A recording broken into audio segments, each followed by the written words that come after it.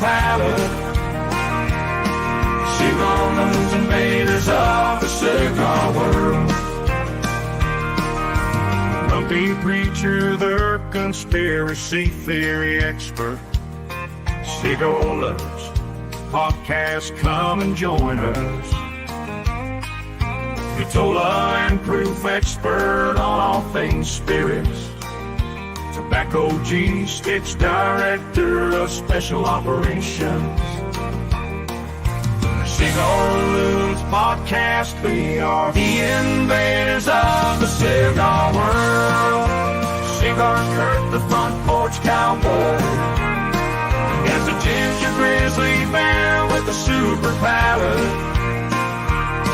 Cigar Loons, invaders of the cigar world.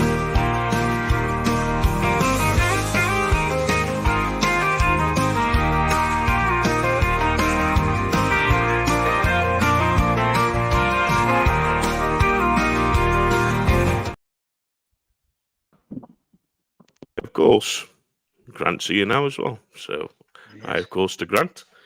And we're just waiting, of course, on Matthew. But hello and welcome, of course, to the Cigar Loons podcast, live from, of course, England, Stoke-on-Trent. So, hey up, Duck, how's it going?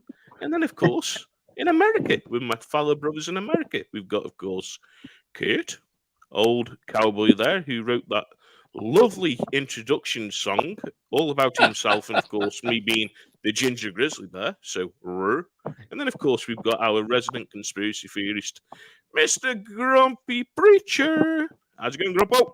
I can see you up there. And going well, man. I'm gonna have to speak to my agent about that entry song now. Doesn't that song make you feel all warm and fuzzy? It does. It does, but you and Kurt got mentioned twice, and the rest of us just got mentioned once. No, he cut it off and didn't play the whole thing. Oh, just you drop me in the fucking shit, I tell you. It's the ginger guy. So the ginger guy's the fault for this, right? Okay, I see how it goes. All my fault. But of course, and our guest tonight is seated at the table. Of course, we've got Grant. We've got Siraj, and of course, we've got Darren. So, welcome, guys, of course, to the Cigar Loons podcast. Hope you both are doing, guys. Doing all well. Good to see you. Oh, good. Good Friday. Oh, yeah. Friday. Can't be a good Friday and a good cigar. And of course, Friday. What we're going to be talking about, of course, we're going to be talking about different topics and stuff. But I think the first thing that we're going to touch on, of course, is men's mental health awareness. And of course, we know this month is men's mental health awareness. And it's a subject that we all know we don't really talk much about, of course, with men's mental health. And there is avenues, there is groups that can help you. And the fact of it is, I'm so fortunate enough that if I'm having a bad day, I can reach out to Kate, I can reach out to Grumpy or any of the other brothers or any of the sisters, and I can speak to them. Same as they can speak to me if they're having a bad day. And of course, it's just putting awareness around this. You know what? We all suffer. We're all here for one another. And don't feel this is a man. That you're a burden on anybody by talking to them. Because you know something? We need to talk about it. If we talk about it, we bring in more awareness around it. And the more help there's we can have. And it's a very hard thing for us men to open up. And of course, Daz, I know you know a lot of different charities, of course, here in the UK that deal with men's mental health. So for anyone listening in England, which charities can they reach out to, my brother, and talk to for, of course, help with men's mental health and everything? For me, you know, I think there's a lot of big national charities and stuff like that that you can tap into. But what I've found from my own experience and what people have sort of said to me is the waiting list for a lot of them is that long that for me, the important thing is to get your own network around you. Get that network, exactly as you said, Gaz, that, these are your brothers. You can speak to these guys and form that network. And, if you haven't got one, you've got to seek one out. That's my view on it. there was a staggering statistic by Movember, who do a big thing in the UK, where everybody, grows a tash or shaves the beard off or something for Movember, and that 1 in 4 blokes hasn't got a friend, and that's more sad than some of the more horrific statistics that you hear. But I think you've got to seek that out. That isn't just going to come to you. I think you've got to go and look for that. You've got to go and look for groups that resonate with what you do, whether it's smoking a cigar, whether it's walking mountains, whether it's playing football or soccer or whatever it is. Looking for that network that uplifts you and that you can feel comfortable in the network. The one of the big things for me, we'll probably dive into it in a bit, but it's a big misconception that men don't talk. The fact that there's 6 men on here now chatting away proves that statistic's completely wrong. However, it's creating an environment where you feel comfortable in talking. You feel comfortable with the people you're with to talk. I think that's what the big focus should be on in my eyes. Yeah, and that's the thing. Something, as you've just said, there's 6 guys here, and of course, you and me, Daz, of course, we're in Stoke, which is in England. Grant, where are you based, my brother? Are you based out of Stoke or are you based somewhere else? I'm based out of Stoke, Newcastle under Lyme, so just next to Stoke. All right, okay. Yeah, so basically another Stokey. And Siraj, where are you basically situated? Stokey, mate. Yeah, I'm Stoke as well. There you go, Kate. There you go, Grump. Yeah. You got 4 Stokies against 2 Americans. My brothers, the English have invaded. But something, it is. You think of how places are to have. Never in a million years did I think that I'd have such a strong bond with Kurt and Grumpy and the rest of the Cigar Loons when we started this group. To what we've got. And I talk to these guys every single day. I can be up at 4 a.m. in the morning and one of these guys is live and active and talking to me. I know you and me, Daz. We've exchanged messages. And I know if I said to you, look, Daz, are you free? Want to go for a cigar? Yeah. And here's another one of our brothers, of course, Vital and Proof, Matthew. Hey, Matthew, you're out, my brother. What's up, so another fella cigar loon, of course. And I know I can reach out, and this is the thing. They know they can reach out. And Grumpy, of course, in the States, my brother, where would you say for people to reach out for help with men's mental health, my brother? Can they reach out, of course, if they go to your church and speak to the pastor about it, or can they reach out to any charities out in the States where they can get this help? Truthfully, brother, now I know our church doesn't have a specific thing for men, for men's mental health. I know that, but I mean, I know that the majority of the men there, if you felt you needed to talk to somebody about something, I don't know of anybody at my church that would actually turn you away, or I mean, they would either, if they didn't have some advice for you, they would put you with somebody that did. As far as the big organizations, I have a hard time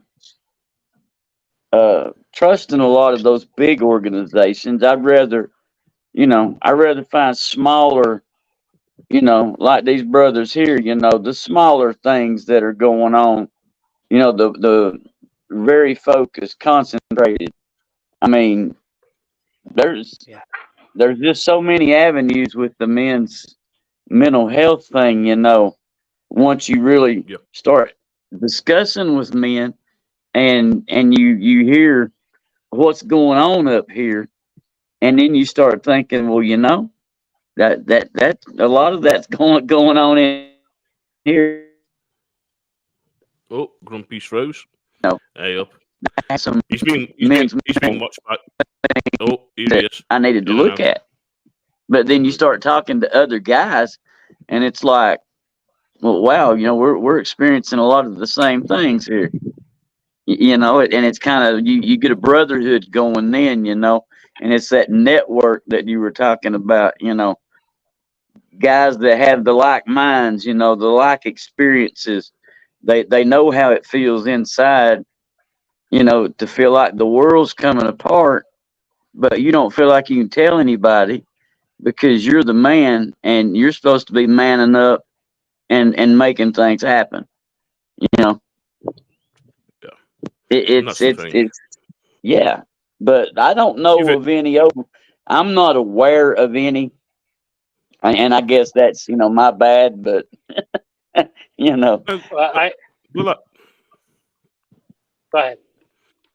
go on, Matthew. Go on. I was going to say, I know the nationwide number is 988 for a suicide helpline. And Grumpy, you're in the black, my brother. So come back in. I'm sure them aliens are watching you because we mentioned conspiracy theories earlier. Every time we mention conspiracy theory, they want to try and take you off the air. I know. I'm down here at the bottom. I see me way down here.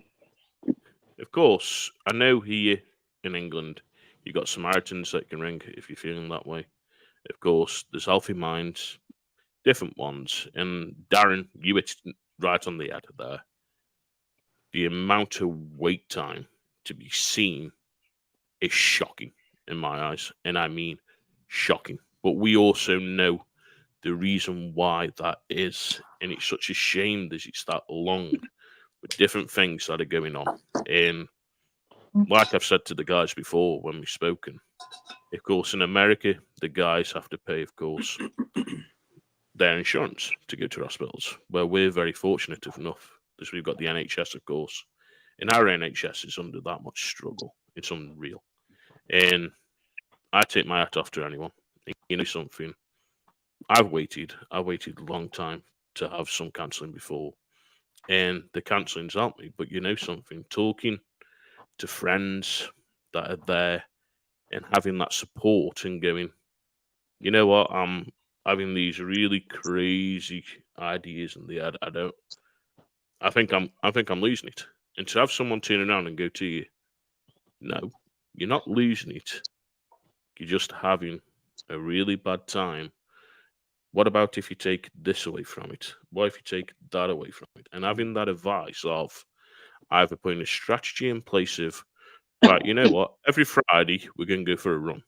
Or what we'll do, we'll meet up once in the week, we'll go and have a beer, go play pool, and then you can distress. Because we know, as men, and this is no offense to women, we have jobs, we're also fathers, we're also husbands, and we try and do a lot. And that's a lot of responsibility on our heads. And we take it. And I did lose a friend towards depression. And of course, Nick, as I've spoken about before, he had a heart attack on the phone. He was depressed. He'd taken a lot of Viagra that day, which brought on the heart attack. And different things. But I read a note that he'd written just after he passed away. And yeah, it brought a tear to my eyes with what he was going through.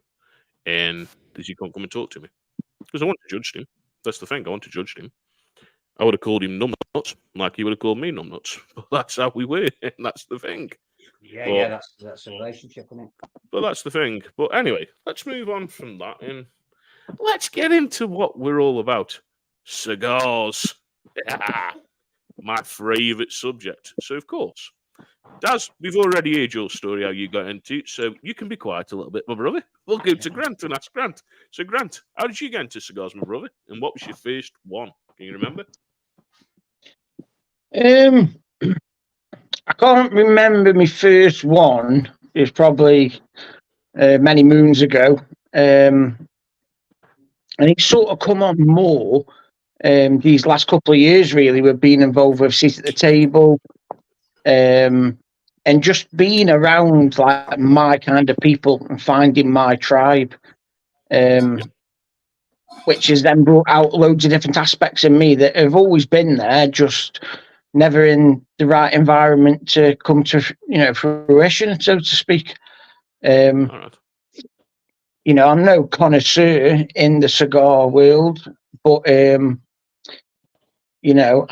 like to be. I love nothing more than sitting with a group of guys and smoking a cigar. I think it's something that really brings you together.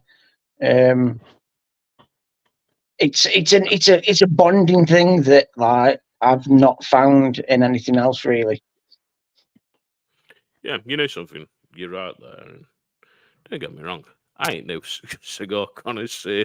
Even though I've been smoking 15 years, people say I'm full of bullshit. But hey ho, guess what? Yeah, Them people who yeah, think I'm full of bullshit, go and kiss my yeah, fucking ass because they don't give a shit. And I'm sorry yeah. for being like this tonight, but you know something? The truth shall set you free, brothers. And I tell you what, the truth's coming out because these motherfuckers that think they can screw with us and the Cigar Loons, go and fuck yourself. There. And that's said on that one. But of course, you know something? We all enjoy cigars. And this is the thing, and it brings people together. We all smoke. And you know something? When you look at the conversations you can have, I know Kate's smoking a different cigar to what I'm smoking. I know Matthew's smoking a different cigar to what I'm smoking. Same as Grumpy. And we learn off one another. As a group, we learn. And it's crazy when you think there's, okay, it's dried leaves. It's dried leaves that are rolled either into a box press cigar, like I'm smoking, of course, or a round Vitola, whichever Vitola. And you know something? That brings different topics of conversation out. And that's what the joy is about cigars. But of course, we'll go over to Siraj. So, Siraj, when did you start smoking cigars, my brother? And what was the first cigar you smoked, if you can remember? I started earlier than I should have done. I remember that. But the first one, I think, because I was so early on, and I think I had no idea what I was doing or anything, and I think it came from being at school level and started smoking cigarettes, and it just wasn't really my thing. I always, Yep. a lot of things that I did in life, and as I worked my way through life, I was always a little bit different to most. And cigarettes just weren't my thing, and I thought cigars were pretty cool. So I think my first one, I can't remember if it was a Henry Winterman or it was a King Edward, but it wasn't any of the really expensive ones. I think they're really good places to start as well because they're not like really fancy connoisseur ones. They don't cost silly money either, but it gives you a bit of a flavour to it. They're quite mild cigars as well.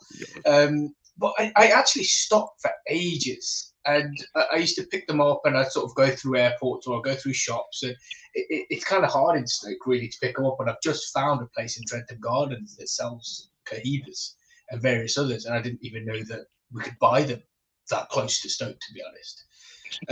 Where's that? Where's so that?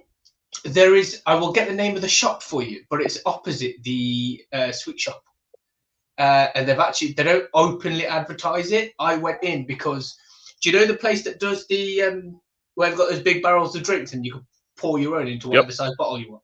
That shop has a Cohiba stand, but they don't openly advertise it. You've got to ask. Jeez, I didn't know this. It was new. It was news to me. But I've got to say that sort of. Sorry, go on. No, it's all right. It's all right, my friend, because you know something. That's quite daunting. There's something like that as in Trentham. And now you've just said you didn't really know where to go and get cigars. Because our sponsor is GQ Tobacconists, who own Pipe Rack in Newcastle under Lyme. They also own a shop in Crewe, that's Pipe Rack. And they've got anything from Cubans to New World cigars to pipes, you name it. And they've got a big, expensive list of different cigars, and I use all my cigars from there at GQ Tobacco. Where's that, guys? Whereabouts is it? So, you know, as you come into Newcastle itself, and of course, where you got all the pubs, and you got the fish and chip shop, and then you got the disability shop, that's in the bottom of Newcastle. It's right slap bang in front of them. Green door. Oh, nice one. Go in there, speak to Julie, really nice woman, and just say to her, look, I know Gaz. She'll go, yep, okay, you know Gaz, because I'm always up there. And you know something? One of the best people out there. If you want quality Cubans, you're going to go from there. If you want quality cigars from Nicaragua, Honduras, Dominican Republic, you're going to get from there. And they've got some great cigars. They have. But of course, I'm sorry to interrupt you then, my brother. But yeah, you were saying, of course, Henry Winterman, and then, of course, you've now gone from there, and you were picking up, of course, in airports and different places.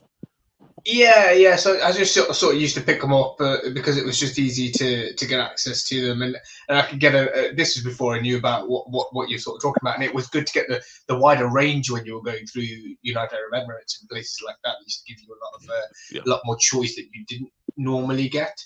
But then so I stopped for a while, and because I hadn't found people that liked to smoke them, and of course it just ended up being then going out to just get drunk, and I as Daz knows, I quit, and it's coming up to 5 years because one of the reasons for me not drinking alcohol was because of my mental health, and I just needed to get my head straight, and I sort of never went back to it. But the hard thing was that I had that weird thing is that the alcohol gave me the community, and it gave me the putting my mind somewhere else and forgetting reality and just being able to chill.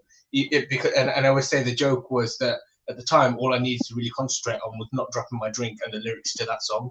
And that was all I had to concentrate on, which was a great place to be. And when you're not then, haven't got that community and you're not drinking anymore, sometimes you can just get on top of yourself and overthink because you don't have that break. And this is a great thing that cigars, I think, brings to people is that you're not going to concentrate on anything but the thing that you're smoking. The conversation that you're having. Unless you're smoking a Lancero, then you got to concentrate. Oh shit, Kate! I went down that rabbit hole. The Lanceros again. You're throwing a lot of rock that day. Yeah. Oh, my brother, I'm full of it tonight. I'm full of shit. You know me. I keep going. But of course, Lancero cigars. For anyone who doesn't know, especially of course you guys, Lancero really taking over at the moment in the UK. So, of course, with a Lancero, it's going to be 7 inches. Kate, what normally are we talking ring gauge? We're normally talking anywhere from 38 going up to 48, aren't we? On Lanceros. Yeah, I mean, originally. I like a 40 ring gauge if I can find the 7x40. The 38, it's just a little on the small side, but I like that 40, maybe a 42, but that's 7 inches. For me, that's it's just like smoking a regular cigar. Yeah, and of course, time-wise, with that as well, as we know, of course, there's more wrapper in the Lancero than there is, of course, this. I'm smoking a 660, which is a biggish boy. Not like a 770, of course, but that's a different story on them ones. As we know, Kate, hey, what's some of those? We don't want you talking about your toy cigars now. Quit it. Just you, Grumpy, go down that one. But you know something? It depends on what you like, cigar-wise, of course. I know Matthew, of course, he doesn't like anything over 60. I don't mind 60 at a push.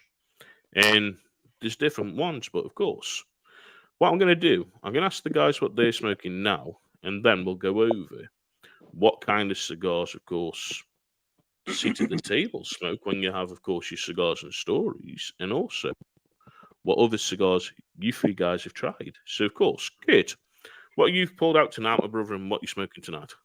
I'm smoking a Crown Heads. It's a Series E, the CHC Series E. This is the cigar they did in tribute to the Eddie Van Halen guitar solo back in 1978. This is a 6.5 by 54. It's got a Ecuadorian Habano Oscuro wrapper, and the binder and filler are Nicaraguan. It's one of my favorite cigars. I pulled it out special for tonight because I love this cigar. Yeah, good cigar as well. Matthew, what have you pulled out tonight, my brother? I kind of saw your band, so I'm thinking you've got either a CAO, my brother. Am I right? I do. I have a CAO Flathead 660, which, as you just said, I don't typically like a 60 ring gauge, but this is a box press, so it tends to kind of hit a little different. And I think CAO does a good job of not allowing the draw to get so open as some 60 ring gauge can be. So, but yeah, this is also one of my favorites. And I've had it in the humidor for a while, so I was glad I could bring it out and smoke it with you guys. Yeah, and also, of course, made by one of our good friends. Well, used to be made by one of our good friends, master blender, of course, Ricky Rodriguez. You know, owns, of course, West Tampa. Grumpy, what have you pulled out tonight, my brother? What are you smoking? Well, I'm finishing up a CAO Brasilia. Oh boy, the echo's visiting me. Oh, that's what I'm finishing up. But I still, this is the last of the last that I got laying here. Except for that, Yeah. I do have the bones in reserve, since that's one that Yep. we're supposed to be doing together. I've got that put up, but this one is the last available to smoke until my order gets here. You're smoking that tonight? I don't know. Do I not need to? Do I need to hold this too? No, that's a bold move. Go ahead, brother. That's a bold move. It is a bold move because that, of course, Well, that the COL is called the Circle of Life. yeah. And the Circle of Life is about Ricky Rodriguez. So, of course, where he started with CAO, like, of course, Matthew smoking, then becoming into West Tampa. It's a circle of his life. And now, of course, he's come around with blending to working then with, of course, Ernesto Carrillo, of course, of EP Carrillo, which are great cigars, guys. Trust me. If you want to try a good cigar, that was rated #1. Yeah. EP Carrillo. What's that called, Gaz? Gaz, what's that called? The EP Carrillo Pledge. And it was #1 top rated cigar. It was. Great Just so these other guys understand, that cigar Grumpy just showed, it doesn't even have the band on it yet. It's not even on the market yet, even here in the United States. It's coming out this summer, but we got Ricky sent it to us to sample and smoke, and I've been saving mine. I'm gonna smoke mine the next couple of weeks, but it's a special collaboration from one of his mentors, which is Ernesto from EP Carrillo, and the guy's a master blender, and he actually taught Ricky how to.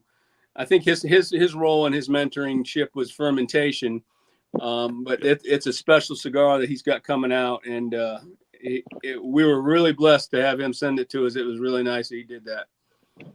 Then I'm gonna stick this back in there with that bones then. You go ahead, smoke it. You can smoke it if you want. He told us to smoke it, so I got backups, baby. I got backups. Don't worry. Grumpy, he told you smoke it, my brother. We've got more coming, of course, when we do the live reveal of it. Yeah, I was just messing with you, Grumpy. You can smoke it. Smoke what you want, brother. You know something. This is normally how it is most nights. We'll talk about cigars, and Grumpy will go, "Can I smoke this yet? No, you got to save it. Well, can I smoke this one yet? No, you got to save that one too. Well, what can I fucking smoke?" It's like, trust me, you can smoke whatever else, but just don't smoke A, B, C, D, because we've got to save them. But you know something? Great cigars that have just been chosen, of course. All different sizes, and we're a little bit misfortunate enough here in the UK. There's the flathead we can't get on the market. The Brasilia we can't get on the market. Of course, the crownhead that, of course, Kurt's smoking, we can't get on the market. And, of course, customs, track and trace, that's now in the market, and everything else. Of course, conservative power want to, of course, control us with cigars and all the rest in what we do with our lives, but that's a different topic. And it's hard because you look at the kind of cigars the guys are getting, the prices. So, Matthew, for that flathead, my brother, how much did you pay for the flathead, roughly in dollars? I believe around $12. So $12. So out the door. If we go on $12 in pounds, that's a £9.49 cigar. Over here in the UK for that cigar, if it was here, we're looking anywhere at £18 to £19 a cigar for that. Yeah. Wow. Bend over. This is the difference. Yeah, Grumpy, bend over as you've just said, basically. This is the No difference, of lube. course, of American prices to English prices. But of Yeah. course, you've mentioned, the three of you, about sit at the table, of course, getting together, smoking cigars. So, of course, I know when you were on last time, Daz, we got into about sit at the table, about the cigars and stories and little bits about that. So, of course, when you're at sit at the table and you're doing, of course, the cigars and stories, what kind of cigars are you guys smoking? Is it, of course, just Henry Winterman's, or, of course, King Edward's, or is it Olive, Perdomo? What kind of cigars are you guys smoking and exploring with the cigars that you're smoking, basically? Well, me personally, I'm a bit boring. I found those Oliva ones and I really like them. So I've got a humidor with four of them in, because I know I've had a couple and I didn't really like them. They were a bit strong. I like those Oliva ones because they're quite mild. But on the flip side to that, to go online with not knowing too much about them, I wouldn't know what to order. But now that little shop's there, I'll probably be a bit more, I'll push the boat out a little bit. I'll trust me, brother. If you go on GQ's website and put in Oliva, the amount of Oliva cigars on there, you'll end up coming in your pants. Trust me. Because it's like having an explosion, just seeing how many there is in the great cigars. And their list just keeps going on and on Right. and on and on. And you can be sat there near enough a day looking and go, shit, what do I get? And They've got a lot. me, I spend well over near enough £600 a month on cigars. Quality. I am their top number one customer, which is proud. shocking when I say that, because I spend a lot on cigars, but you know something? I do that because I don't go out drinking anymore. I don't go Yeah. out drinking anymore. What you enjoy? I sit, of course, with the guys, we have a great conversation, we have a great cigar, we play poker, we're there for one another, and that's the thing. But of Yeah. course, I know you said you like them. Now, of course, Grant, what cigars are you now slowly smoking when you're, of course, at the cigars and stories? What kind of cigars are you developing a taste for? Similar to Dad's, really. The Oliva, I've not really, I've not sampled that many in my time. When we were growing up and we used to smoke them, we'd get a Cuban, and I think that was really just for like the reputation of it that had been built up. So we'd get that and think, we were pretty bad boy, really. Not even understanding the world of cigars. So it'd be that, really. But coming into it, I'm a bit like Daz, really. I'm really excited about getting into the world of it and exploring it. I quite like a bit of the harshness, but also I like the mild side of a cigar as well. So,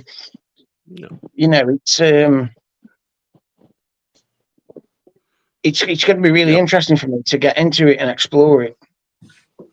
Yeah, Guys, you know what you need to do? You need to set up a date and time with these fellas and meet them down at the pipe rack and have them take some recommendations from you. Just kind of show them around, and because awesome. From what I see, from what you say, they got a decent selection down there. It can really open their palates to some really good stuff. Yeah. That'd be awesome. Cracking idea. I've told you, Daz, anytime. Reach out to him, and this offer is the same for you, Grant. Same for you. So you can find me. I'm in, of course, the seat at the table in the group on Facebook. So you've only got to send me a message and just say, "Look, Gaz, awesome, man. Can you give us a recommendation on a cigar?" Yeah, sure. Or use my number as well if you want to talk to me and want a recommendation. Because this is the thing. When you see newer cigar smokers like yourselves that are coming into this and you're slowly developing what you want to try, it's a big, massive world. It's like going into a Yeah. sweet shop and going, 100%. and you're just looking around. And Yeah. normally, and Kate will agree with me, Matthew and Grumpy will, if a brand stands out, that's what you choose first. You don't know about the cigar, it's the band. And sometimes when you choose that cigar with the band, it might not be the best cigar. It might take you straight down that road where you don't want to go. And you end up with too much nicotine and you throw your guts up. Which, yeah, it's happened a couple of times to me because I've chosen strong cigars. I've done that. know Yeah, I something? chose it with a nice band on, and it's like it's blown my head off a bit too much. Yeah, but you know something? It's good when you've got people around that can help you. They can say, well, what about this? Well, what do you like in a cigar? Have you been a cigarette smoker before? Okay, what did you smoke cigarette-wise? And of course, if you smoked mild cigarettes, you know a mild cigar is going to be for you. If you smoked a stronger cigarette, okay, a Maduro is going to agree with you, or a Mexican San Andreas is going to agree with you. And these are the things that you ask. Not many people, and Kate knows, like Matthew and like Grumpy and myself, you can, and Kate will even tell you, Kate went to a cigar lounge yesterday, walked in to their humidor, and the guy never even asked him if he'd spoken cigars before, what he wanted in a cigar, or anything. Right. And if this is what should be happening in cigar lounges, of course, you walk in, hello, how can I help you? Oh, I'm just done looking in the humidor. Okay. You leave him to look. Then you go back and you say, so is there anything I can help you with then, sir or madam? And they'll go, what about this cigar? Oh, right, okay. So that is, of course, the Perdomo Temp Champagne. It's a Connecticut. It's made, of course, in Nicaragua. This is the kind of taste that you're going to get. Does this sound reasonable for what you want in a cigar? Okay. Or you'll say to him, so, have you ever smoked cigars before? No. What could you suggest? Of course, you're not going to suggest going straight into infused cigars because that's just a big whack in some people's faces. But you can say to him, look, have you ever had a Connecticut, for instance? It's a light to medium cigar. You're going to get some cream. You're going to get a little bit of earth.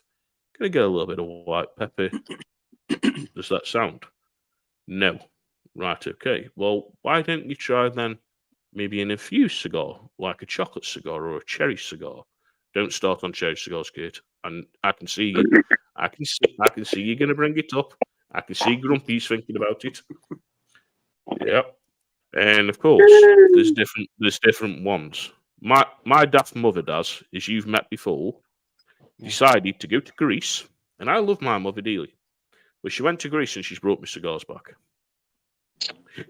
Not knowing nothing about them, when I opened the pack up and smelt them, they are cherry. And she's brought me 30 of them. 30 cherry infused cigars. Absolutely like, delightful. Yes. By the time you get done with all 30 of them, you'll love them. My brother has still got them here. They're still here. They are. They're a different ride, of course. A different ride. But Yes, of when you course, talk we'll go about Yep. when you talk about a new cigar smoker or someone that's not experienced in it, for me, it's a journey, you know, and my cigar smoking has turned into a lifestyle. I smoke every day, at least one cigar. On the weekends when I'm off, like today, this is my second one. I rarely have more than two, but it's a journey. And we only have our own experiences to go off of. But in this group that we've had, there's been many cigars. There's a couple of cigars that Gaz has turned me on to that I would have never known about. And it's just all about that brotherhood. And I know you don't like that word, but you know, you pointed me in that direction. But I can't help a ting on, brother. I can't help a ting on. And that one cigar, the Caldwell Eastern Standard, that's in my top 5 now. I love that cigar. It's a lighter cigar, but it's just got those. It's a very good cigar. but I really enjoy seeing someone that's inexperienced or just getting into cigars. I love watching them on that journey. We've had a couple people in our group that have traveled down that path, and it's and by no means are any of us claim to be experts and stuff. You know, like I say, we have our own years of smoking, we have our experiences, and we have our recommendations. It's not for everyone. Each cigar isn't, but I just really enjoy seeing someone go on that journey and experience. And there's a whole world out there, and there's so many. You talk about boutique cigar companies, that smaller companies. There's, you know, well, we got a list of what, 120 of them. It's Yep. crazy the amount of cigars out there. And I know you don't have access to them all over there, but you've got a fair amount, you know, and there's something for every budget too. So, Awesome. Yeah, but you just Yeah, you just hit love it on the that. head there, Kurt. You have there's something there for everyone's budget, and that's the thing. And of course, the way England's getting, we are slowly being introduced to a lot of the cigars that, of course, the guys have got in the States, and they're slowly coming.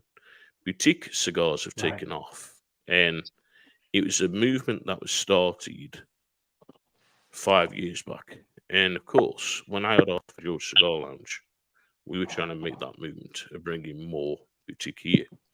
Of course, different things happened. Now they're slowly here, and you know something, you can't distance yourself away from boutique and premium. Premium and boutique, it's two different ways of saying it on cigars. So what they say boutique is, if they're not making over 1 million cigars, it's a boutique brand. If they're making over 1 million cigars, it's a premium a brand. year. Yeah, a year. So of course, you look at your over 1 million. Arturo Fuente, of course, Carlito. JC Newman, of course, with Brickhouse. The Diamond Ground series, different ones that they make. Padron, of course. Then you look at your Cuban brands like Trinidad, Cohiba, of course.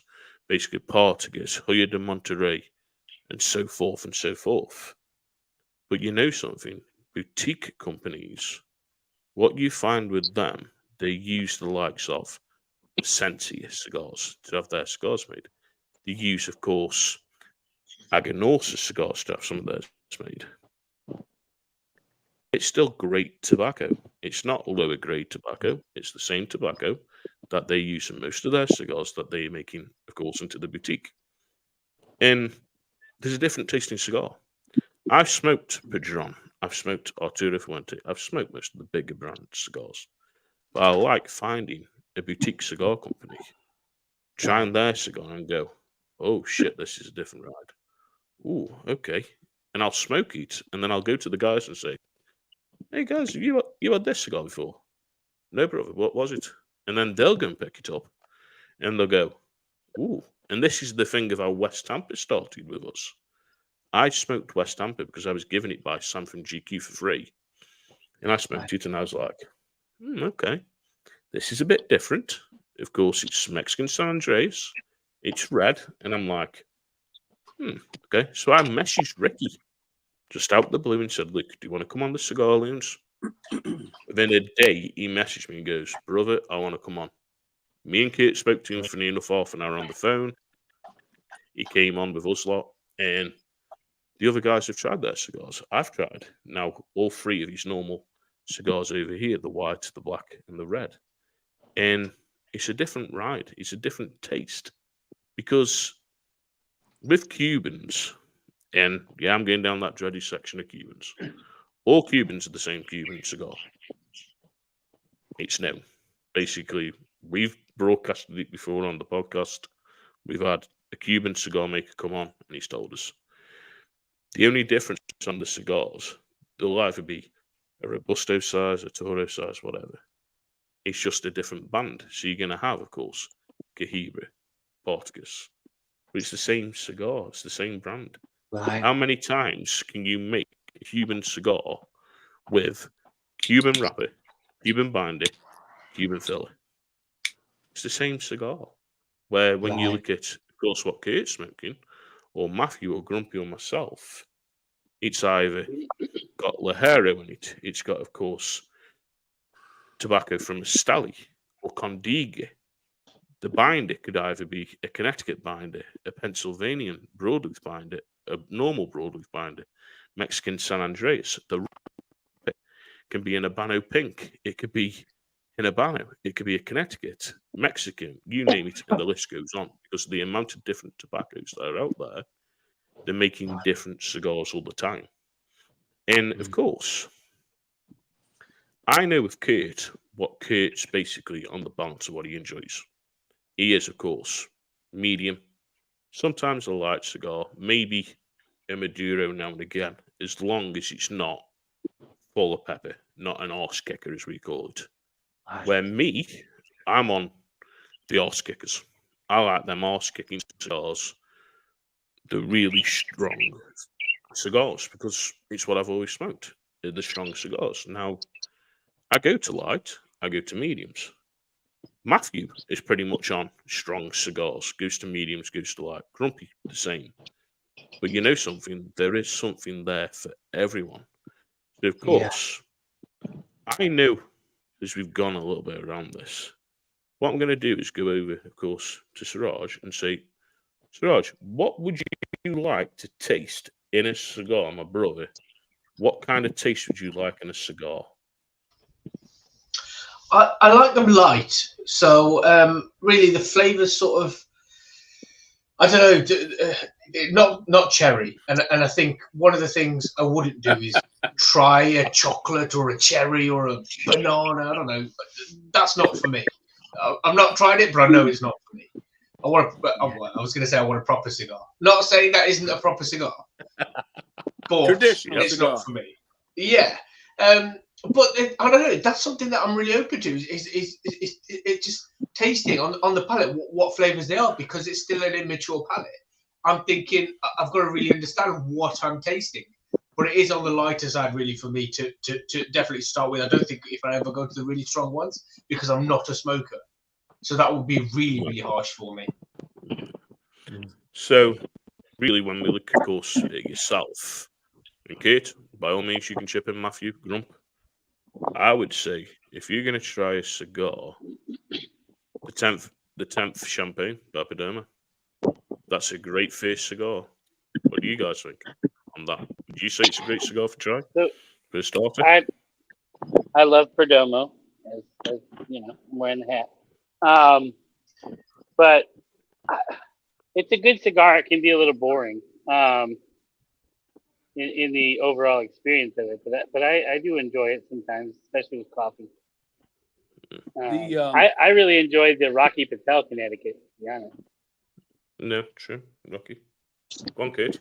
One comes to mind for me, for him, is the Caldwell Eastern Standard and the Cypress Room Toro. That's the one that you turned me on to. It's in my top 5. That's a light cigar, but I actually get a little mint out of there, and I love that cigar.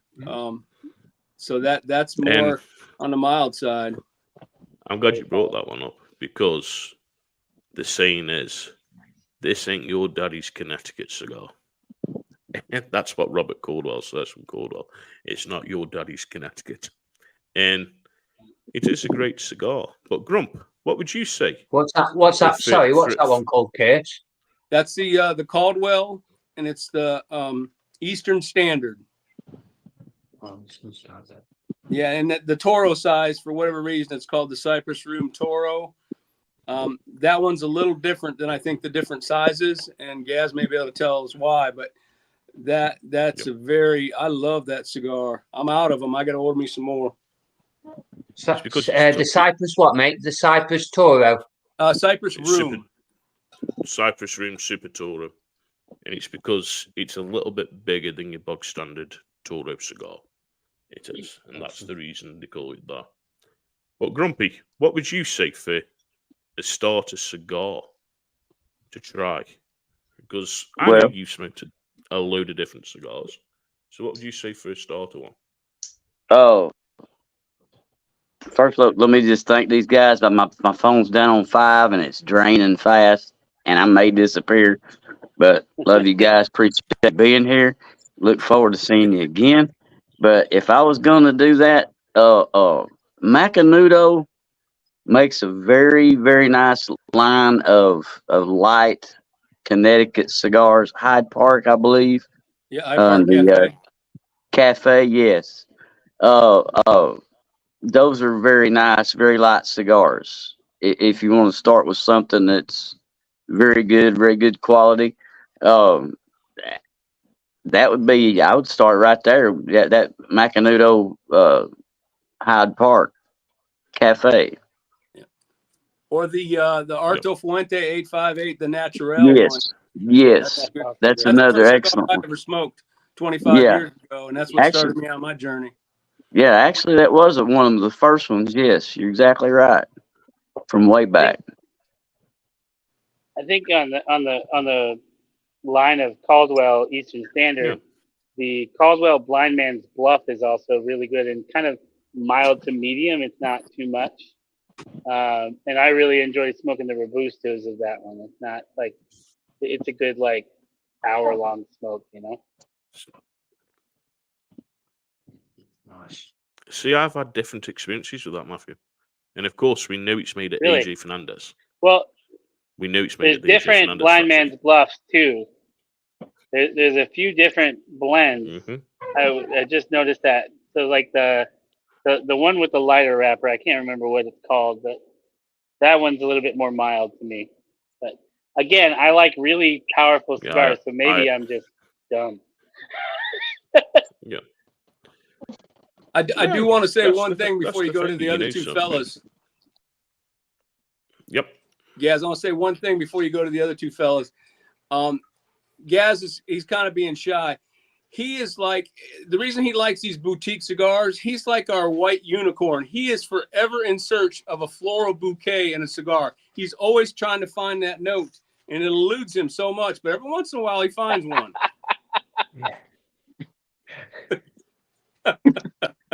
Awesome.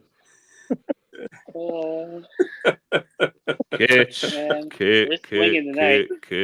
Kate. Oh, brother. Oh, brother. Just you bring up that floral fucking bouquet. I hate the word floral bouquet.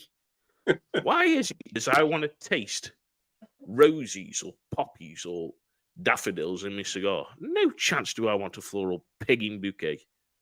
But yeah, of course, there is loads, and this is the thing. And of course, Grumpy has disappeared because his phone's died. But we'll go, of course, to Grant now. Grant, what would you like to, of course, develop a taste for in a cigar? So maybe vanilla, for an instance, or a coffee, or a earth, or a leather taste, or maybe a dark espresso, or some oak. What kind of notes of them pick out to your head? If maybe, you know what, I want to try that in a cigar with what Gazzy's just said. Wow, fucking hell, unicorn. That,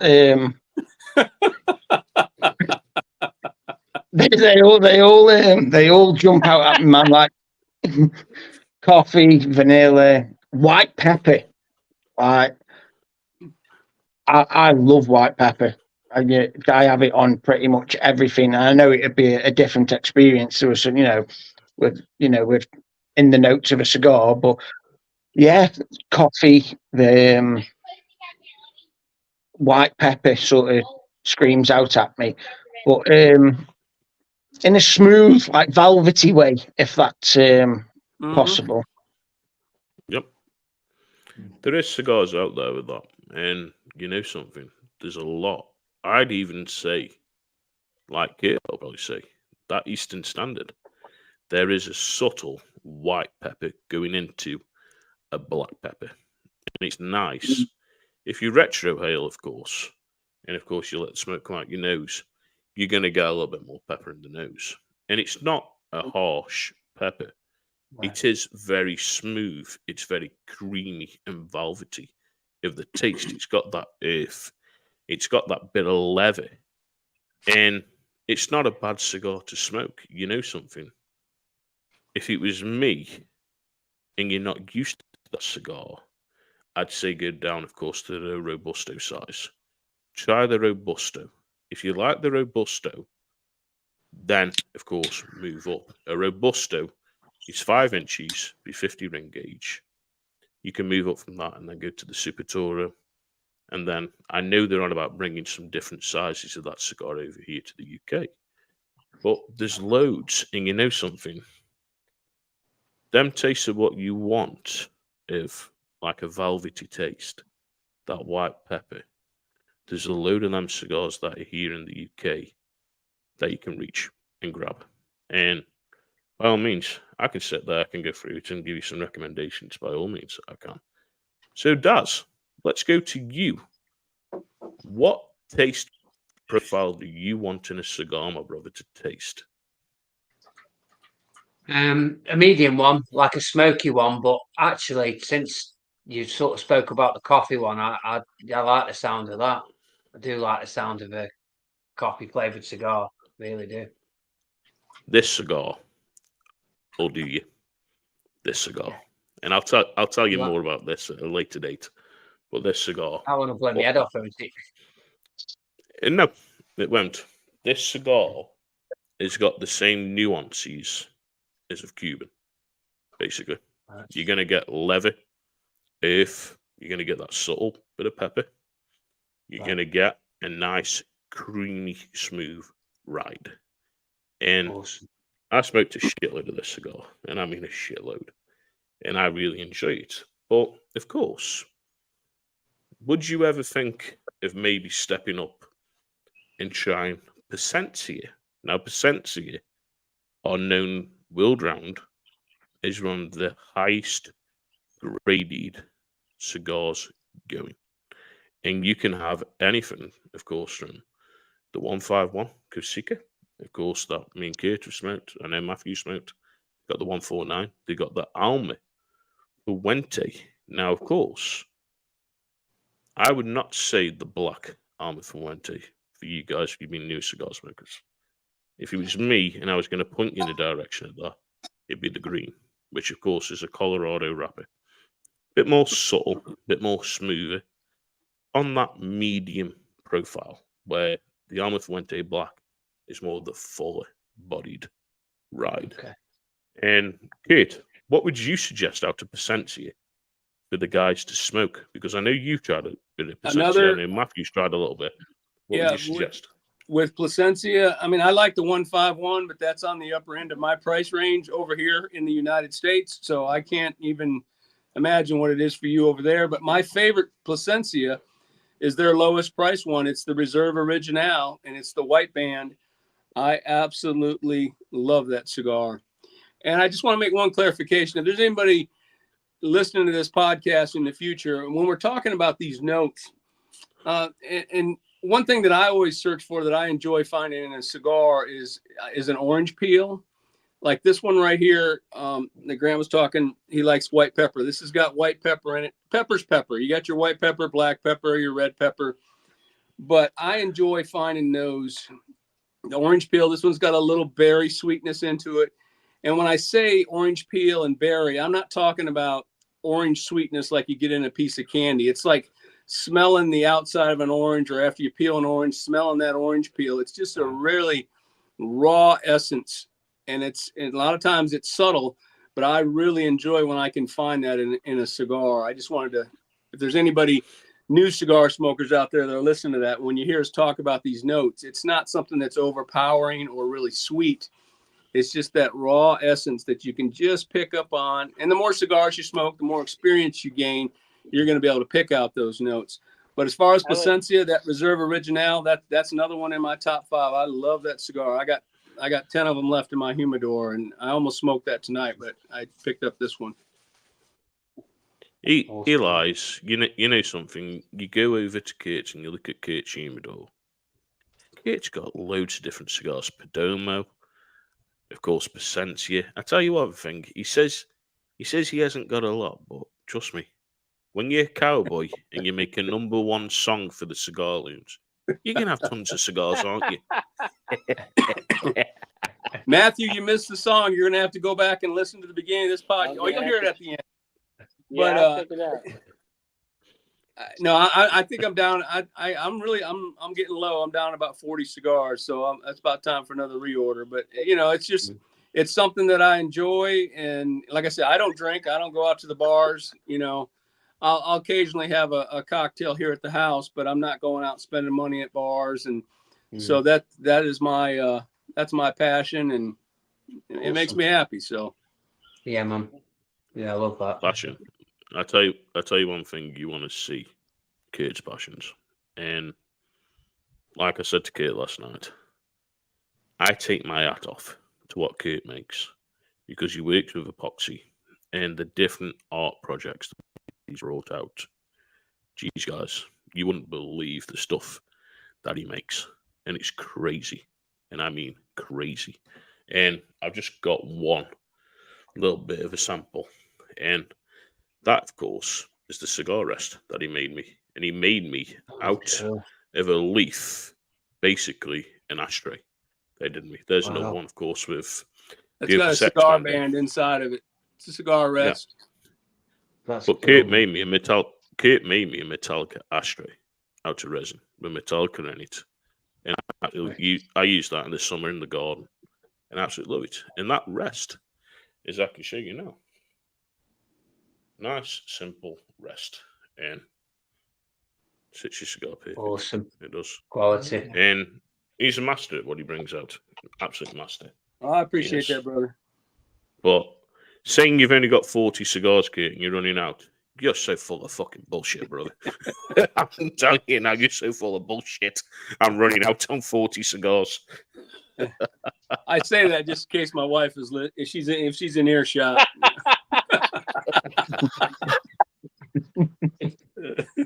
Yeah, there's a reason I'm not talking. Yeah. But of course, Matthew, what would you say, Percentia wise, for the guys to try on Percentia? Because I know you've smoked a couple. You have. I've smoked the Alma Fuerte and I've smoked the 149 and the 151. I think the 149 was my favorite. But I haven't had a ton of experience with them for sure. I will add on to Kurt's discussion of the flavor notes and how I like to describe it is it's sort of like a memory of the flavor. Like, and I have this conversation a lot because I'm into a lot of spirits and stuff, and people are always calling me out like, "Oh, you're full of shit. There's no way you taste caramel and blah blah blah." Well, it's like not really caramel. It's just something that reminds me of caramel. You know what I mean? It's an interesting sort of like when you walk into a room and you get that like sort of nostalgic feeling, like, oh, that smells like my first grade classroom. You know what I mean? It's sort of like that. It's not really smacky in the face flavor. It's just the sense of the flavor. Yeah, and that's the thing. You know something? You think of nostalgia cigars, or you think of cigarettes if you smoke cigarettes.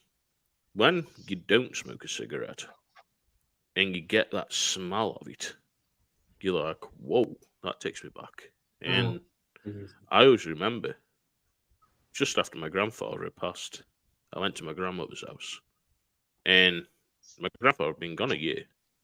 My grandmother had quit smoking in the 90s. And this overpowering tobacco smell came. And it's like, shit, that's my grandfather's cigarette. And I could smell it, and it stuck. And you know something? This is the thing about cigars. Of course, he's watching on YouTube. So, Tar Grump, it's a shame your phone's down, my brother, but we've appreciated your time here, and thank you for watching. Much love, my brother. Much love. And you know something? There is. It's like you open up your very first box of cigars when you buy it. And you open it up and you go, wow. Okay. And of course, if you ever see someone smelling a cigar and it's got the salad one, they ain't smelling jack shit. They think they are, they're smelling jack shit. Take your cigar out the salad and smell it, of course. And most of what you're going to get when you smell that wrapper before you light it is either going to be maybe a coffee, maybe a cedar, because of course, most of the cigar boxes have got cedar in. If you put it in a humidor, it's got cedar in. So you're gonna have that Yeah. cedar smell. You're gonna have maybe you'll say, "Ooh, what the fuck's that smell? Ooh, okay.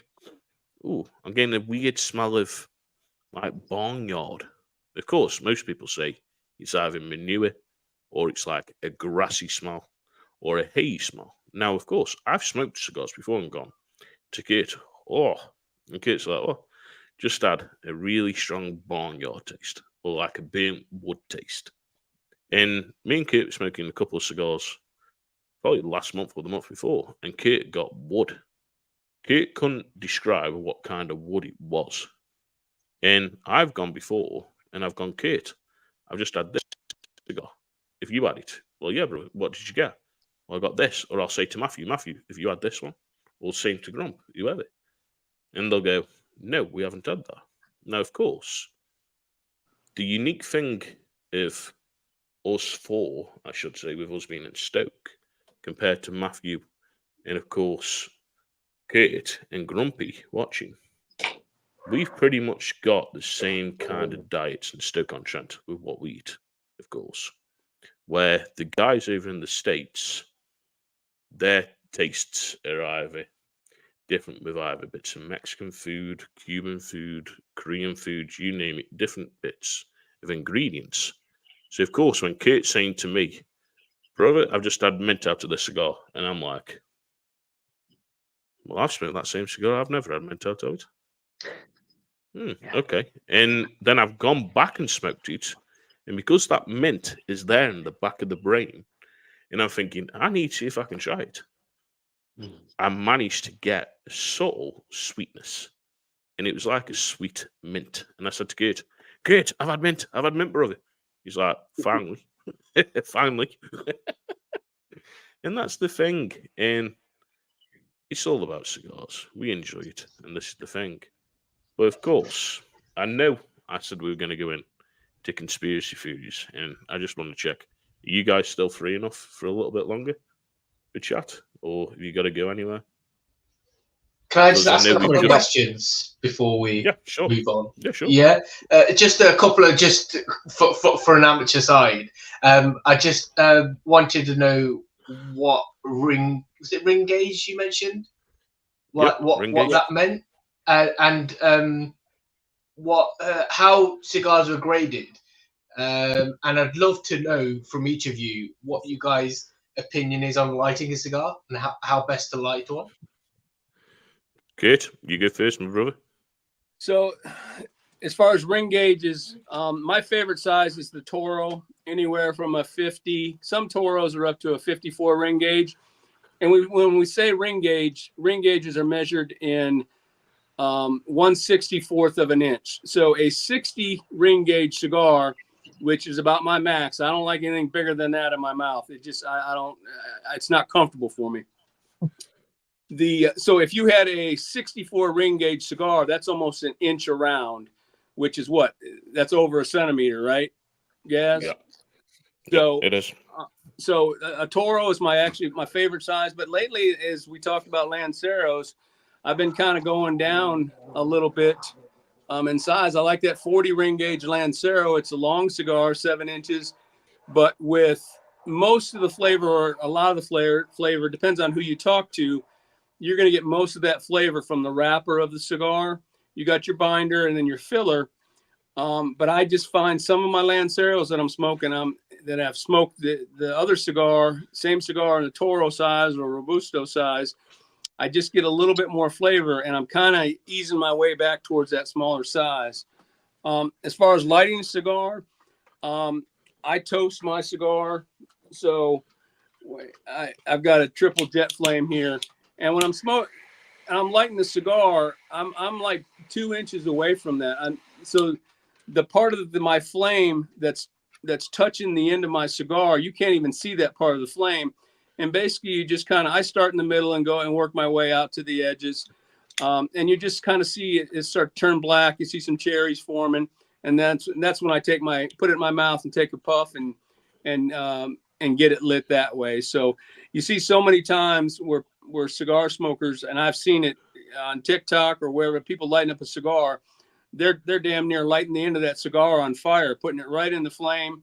And what you're doing, you're heating it up too much. You're burning that cigar, and it's forming a tar, and you're not going to get the taste of that cigar, what it's meant to taste like. So basically toasting it and kind of easing into it and getting it going, and then it'll just burn. Every once in a while, you got to touch it up. Just take a little, your lighter on the edge of it if it's not burning even.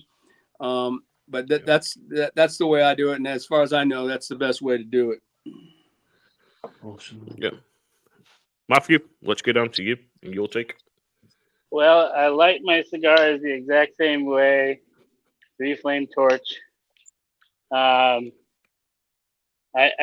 keep a 1-flame torch around for touch up. I have a bunch of, I have lighters all over this house. It's ridiculous. And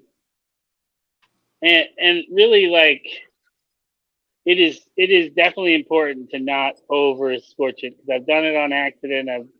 When I first started smoking, you burn the shit out of it, and like, you don't get any good flavor until like a good inch into the cigar. So yeah, it's easy to overdo it, but yeah, just take your time, because it's not a race, and just, this is all about relaxing.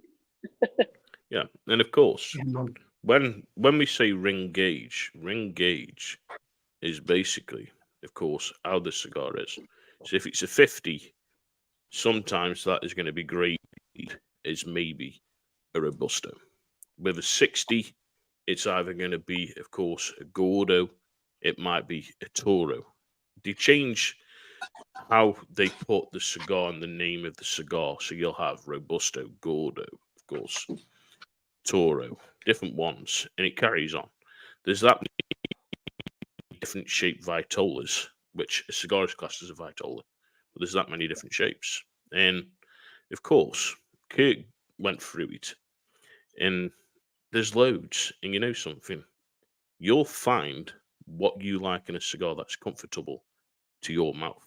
Now, if it is that you don't like a 60 and you don't like a 50, of course, you go down in the grade. Then you get into, of course, like your Coronas. Then you go down from Coronas, of course, to half Corona. Then, of course, these small cigars that you can pick up, your budget cigars, as we class them as. And there's different ones. Now, you said about grading on cigars.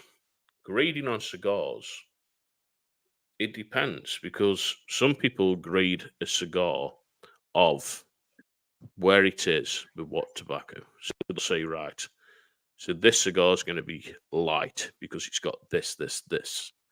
This one's going to be medium because of the wrapper. Of course, what else it's got in it from the filler. This one's going to be more full-bodied because of the wrapper, the binder, and the filler, because it might have more Lajero in it. It might have more Estali in it, more Candiga.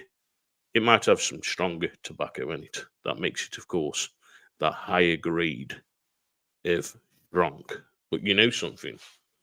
Don't ever be worried to ask when you go in a cigar shop or in a lounge and just say, look, I'm interested in this cigar.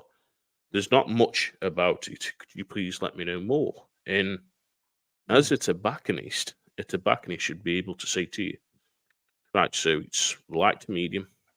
It's got this and this. This is the makeup of the cigar. These are the kind of tastes in the cigar. Excuse me. Then you should be able to make your mind up whether or not that cigar is what you want to try, of course. And it's very hard when you get into it, because you can go and try 1,000,001 cigars, and you probably enjoy one out of that. Then you go again and try different ones. Me personally, when I started, I tried the Cubans. My first cigar I had was a King Edward, of course, at New Year party, first cigar. And I went from that, then, of course, going through the Cubans, then the New World slowly started taking off. So I went through them. And I went through one company, which was Ali Bradley, and I smoked most of their portfolio. And there was a couple that stuck out to me. Then I went to a different one. There's always, use your eyes first. I would say whatever suits you, that's looking into your eyes, try it. But also, even while you're there, of course, the phones are a powerful thing. You can pull out your phone, and if someone doesn't know, pull it up and go, right, okay, so this is light to medium. Right, okay, that sounds up to me. And then, of course, try it. If it's not, then you know you're never going to have to go to it again. And this is the thing of how to go through it. And do you think I've hit it there on the head, Kate and Matthew? Think I've hit it on the head, that one? Yeah, I think so. And Grant, just to clarify, when Gaz is talking about Jalapa, Esteli, Condega, he's talking about different regions in Nicaragua where those tobaccos are grown. So one's more mountainous. They have more volcanic soil. When we talk about a Connecticut shade wrapper, those are grown in the USA in the Connecticut River Valley. 10,000 years ago, after the last ice age, that's where all the mineral deposits settled. So that's why tobacco grows so well, and that's where you get that specific taste. So each region has a different, depending on the soil, you can have, and a lot of these tobaccos are Cuban seed, they're hybrids or they're actual Cuban seed that have been brought over, but it's the soil, the type of soil composition that they're grown in them that gives it different taste. So like some of them are stronger. There's an island on Nicaragua that they grow tobacco, in the Esteli, the Condega, the Jalapa. I think the Jalapa is the island. So all of them have different mineral composites, and that's what gives you the different taste in the tobacco. So that's what he's talking about when he's talking about those regions. Yeah, and that's the thing. It depends a lot on different regions. So, of course, like Nicaragua, Honduras, Dominican Republic,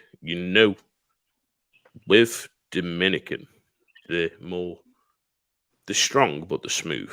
They're strong, smooth cigar. Nicaragua, it's mainly spice strong.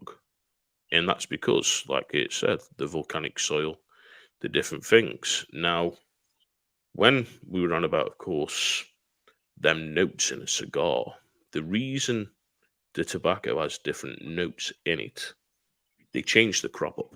So, of course, one year, you'll just grow tobacco in the field. The year after, you'll pull that up, you'll grow vegetables. Now, what used to happen in Cuba used to do the same. So you'd have sugarcane, your tobacco, your vegetables. But of course, how Cubans took off here in the UK and all over the world, tobacco. That's all they grow now. That's why you don't get no difference. Where, like we were saying, of course, from Nicaragua, Honduras, of course, Dominican, they change their cycle up on what they put in the field. And that's why you get the different tastes, the different kinds of tobacco that they're bringing out. And trust me, one of Kate's favourites and one of mine, and Grumpy's, I know Matthew smoked it, is Connecticut broadleaf. Jeez. Kate, tell the guys about Connecticut broadleaf, and especially it's a different type of tobacco leaf. And then they have some Ecuadorian Connecticut broadleaf as well, I believe. But the Connecticut broadleaf, it's a rougher type tobacco, and it just gives you a flavor. It's got a little bit of toothiness. When I say toothiness, the outside of the wrapper, you can see like little bumps or a little texture to it.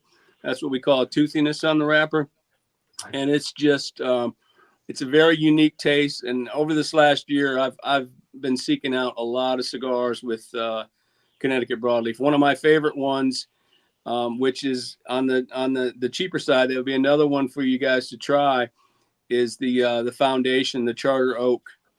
That is a Connecticut broadleaf wrapper. That's another one in my top 5. I love that cigar. The Nica Rustica is also a Connecticut broadleaf, and it's very good. Also affordable.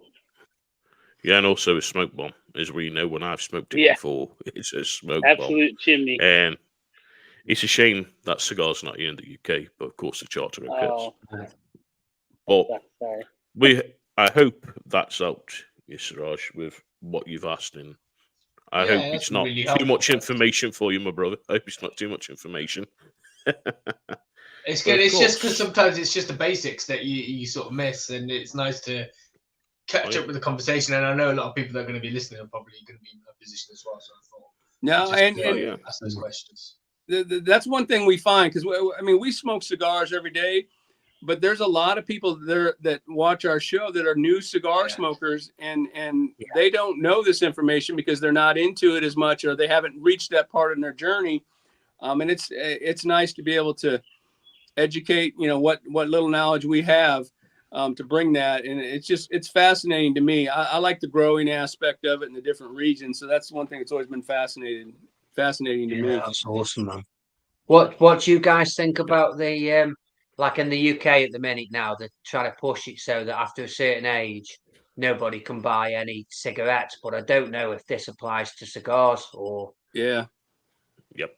It's all. I've spoken about this subject with the guys too many times, and we know why it's been brought into the UK. It's because it's stopping children from buying vapes, of course. And what I get, if Rishi, of course, is not put back into power after July, that does not get passed. Because he's called for a government changeover in a general election, government and parliament have said, you can't act on this now. If you carry on in power, then we can act on it. We can vote for it. So at the moment, we're very fortunate enough that it's not been brought in yet. But of course, if we have Conservative back in power, Conservative might pass it. Now, we know, of course, the likes of Boris, when Boris has spoken about it, Nigel Farage, when he's spoken about it, they've just turned around and said, look, why should we tell you as grown-ups what you can and can't do smoking? 100%. You know the dangers. You know what can happen. It's up to you as grown adults to say, yes, we'll carry on smoking, or no, we won't. Now, in America, of course, Matthew will back me up, and Grumpy will, and of course, Kurt on this. The FDA, which is their governing body, is fighting to stop cigars in the United States. And they're saying, well, it causes mouth cancer, it causes dementia, it causes this kind of cancer, it causes heart disease. Right. Show me the research that states 100%. this. Yeah. They can't It's show funny, the isn't it? research. But They can't show the research. The thing they don't is, say fuck all about any of the food. They never say anything about the food because they've all got them It's- companies like. exactly, and this is what the guys have said in the States. Cigars are the least And of your worries. Yeah. The thing is, guys, right? We know a thoracic surgeon, of course, that works with throats and mouths. That's in the States. Right. The only forms of cancer that he's seen, oral cancer, in the mouth and the throat, is from cigarette smoking, not cigars. Yeah. When I was last in hospital, Daz, and this is a great story. The guys have heard it. I'm there and I've had a fall down the stairs. And I'm like, oh shit, I'm done in. I don't know what's going on. So the doctor comes to me. He goes, Mr. Williams. I'm like, yes. He goes, do you smoke? I'm like, oh shit, here we go. I'm going to get balked until not smoking all the rest. I'm like, yeah, doc. He goes, cigarettes or cigars? I went, cigars. How many? And I said, oh, I have anywhere from like maybe 2 to 3 cigars a day, which I lied because I was smoking 7 cigars a day. Yeah. Oh, you want to increase it to a couple more? I'm like, why is that, doc? He goes, I'm from Nicaragua. He says, cigars will keep me away from seeing you, so smoke more. I'm like, okay, doc, I'll smoke more. That's the thing. You've only got to look though. It's some of the guys that have been smoking cigars, and George Burns. How old was that guy, Kate, when he died? Over 100 odd, near enough, when he died? 98 or something like that. And he'd been smoking cigars for years. Yeah. It's 10 or 12 a day. You know, Daz, right, and Grant, Siraj, you know, like I do in the UK, what is our biggest taxed import here in the UK? 100%. Yeah, it's all goes Tobacco, on. Tobacco, all of it. and alcohol. That is our Yeah. biggest tax. So you cutting that out and making it is you're Where are putting they it going to up get that money every from? single year. Eventually, it's wiped out because no one can afford it. No one's going to be able to buy it. Where are you going to get these taxes from?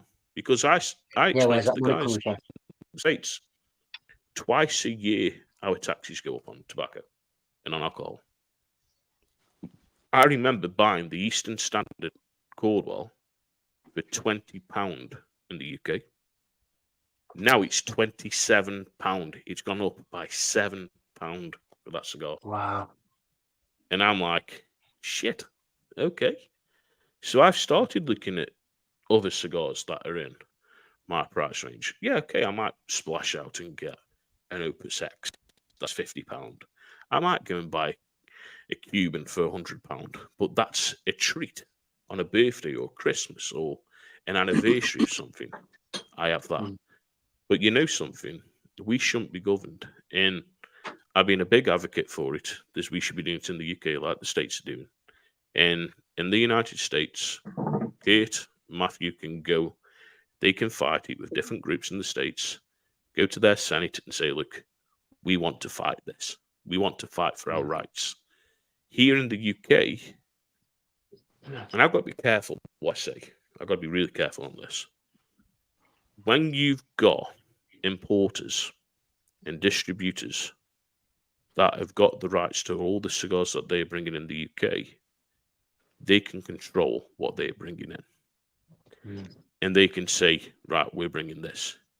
You can't do nothing about it. No matter if you want to go and fight for your rights and do this, they control it. And it's pretty much like a mafia, cigars. It's like a mafia in the UK. And I think they should be fighting more for us. And I've said this tons of times. But of course, it falls on deaf ears. And just to go up, this is the way it is. and just to give you some context, guys, Gaz is talking about that Caldwell Eastern Standard at 27 pounds. I think that cigar retails in the United States for around $9.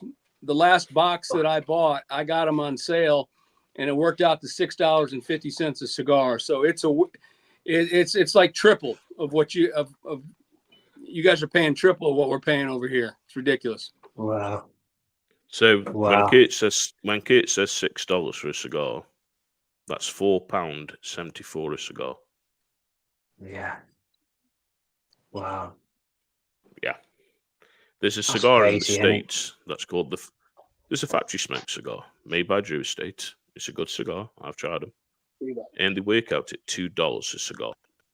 So we know that's going to be anywhere from a couple of pounds in the UK.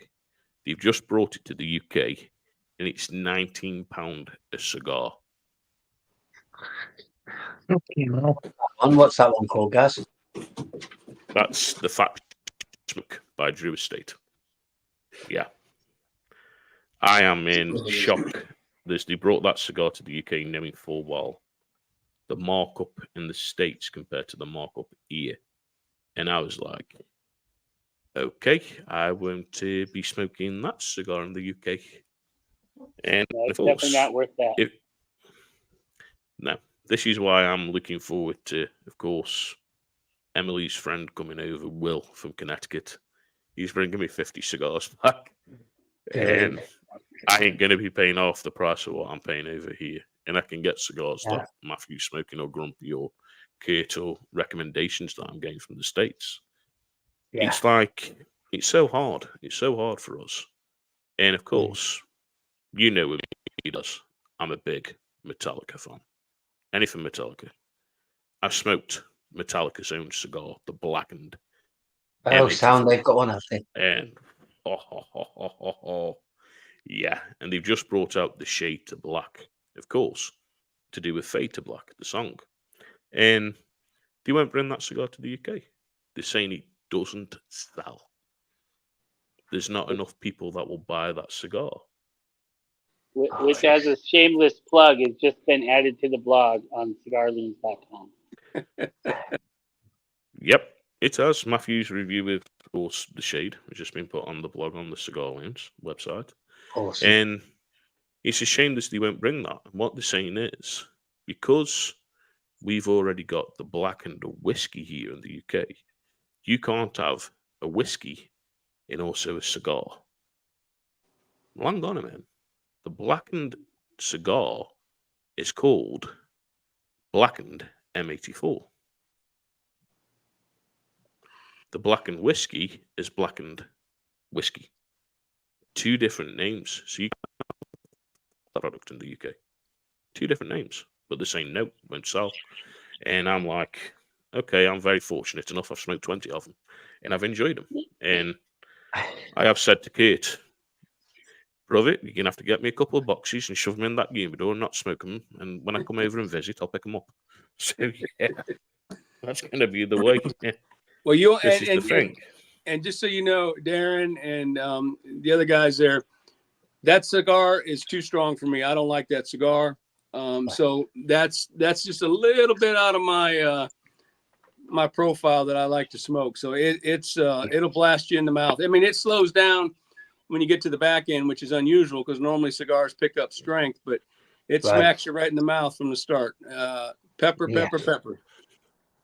And it's I called love it. black. It's called blackened to the end. And of course, if you've ever heard that Metallica song, Deadly Nicotine, and it's in. Yeah, I just love the song. And the cigar's a good cigar. You know something? It is a strong cigar for people. And it can be overpowering. But you know something? Kurt and Matthew, I can go to them now. And they can tell you that shade to black. Brothers, go on. Tell the guys about the shade to black. I don't know how you felt about it, Matthew. I haven't read your blog yet, but I really, really like that cigar. The only thing different on it, they say, is the wrapper. It's a Connecticut wrapper. But to me, I really, really enjoyed that. It had the spice and the pepper in it, but not a lot. But I like that. It's right in my wheelhouse. I like it. And there's a lot of people over here when it first came out. Drew Estate put it out in one of their prepackaged gift sets or whatever, and they didn't have the band on it before they launched it. And there was a lot of people slagging it off, saying it wasn't any good and how they're going to sell it. But I've smoked it. I've smoked, I think, 4 of them, and I really like them. I enjoyed it. I don't know how you felt about it, Matthew. Well, I really enjoyed it. I described it as coffee with some cream with like a peppery back end, like a white pepper on the back end. And it pretty much stayed that way about halfway through, and then it changed up a little bit. And I tell you what, I really enjoyed it. It was creamy as hell right up until like the last third, and then the kind of cream kind of went away, and it was just black coffee. But yeah, I really enjoyed it a lot.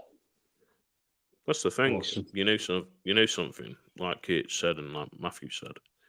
The only difference on the shade is the wrapper.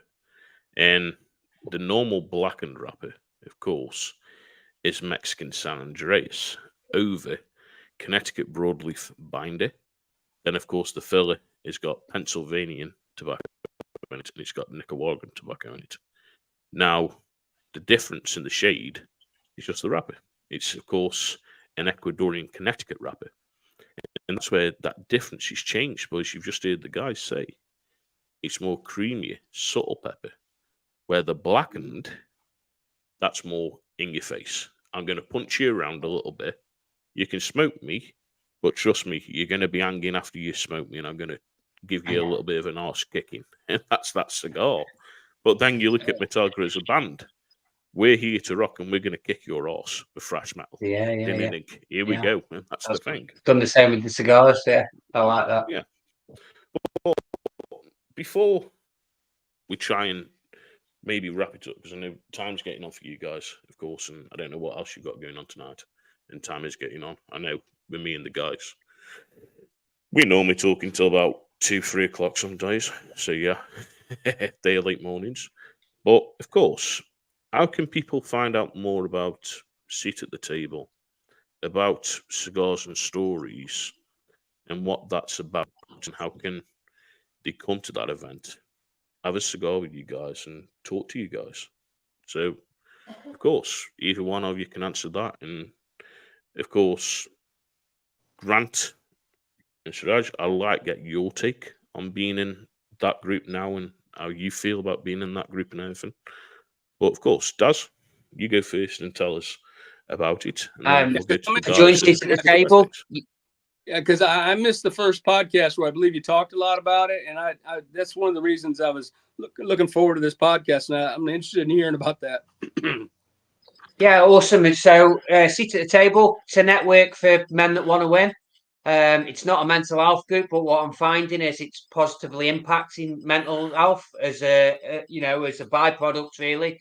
There's a free Facebook group. Guys could add you guys to the group. There's people posting in there anything that's uplifting. Whether there's a podcast coming up, all different sorts of things are posted in that group.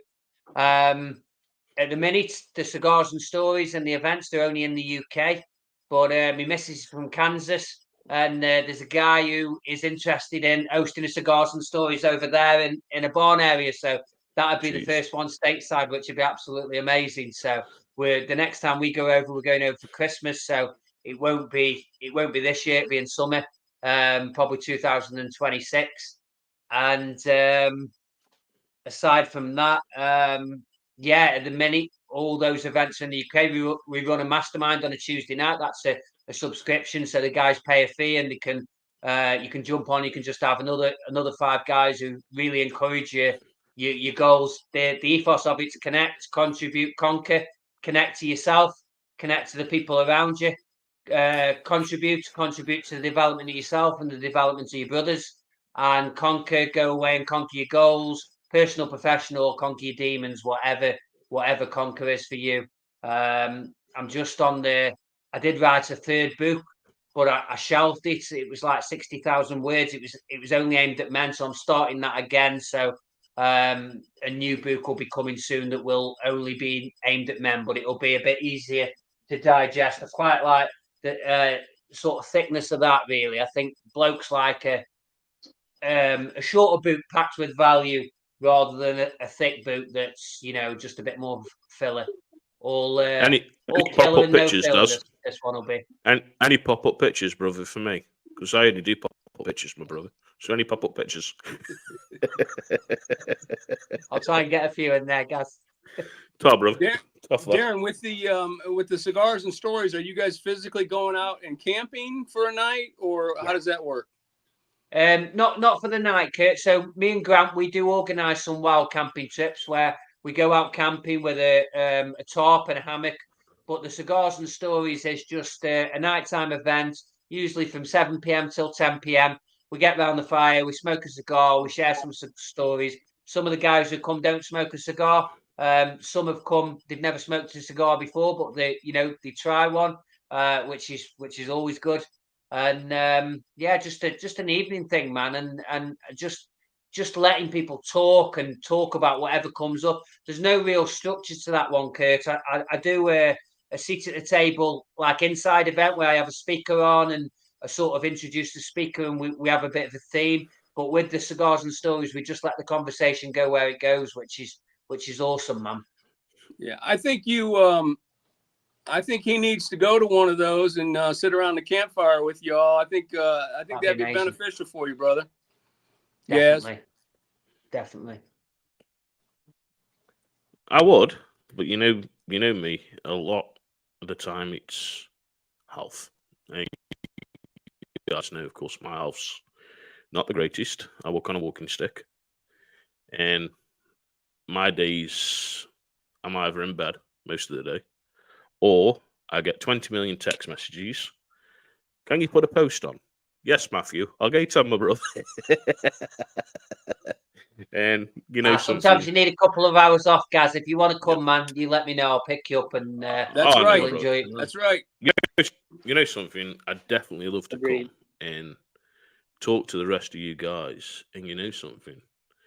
Even if it is just you guys pickling my head and saying, well, come on, you know about cigars. Just do us a little bit of a talk and the A to B's and this. And 100%. I don't mind doing that. That'd be amazing. I don't mind doing that for you. But of course, yeah, that'd be amazing, man. If everyone knows that I know anyway, of course, about your other books.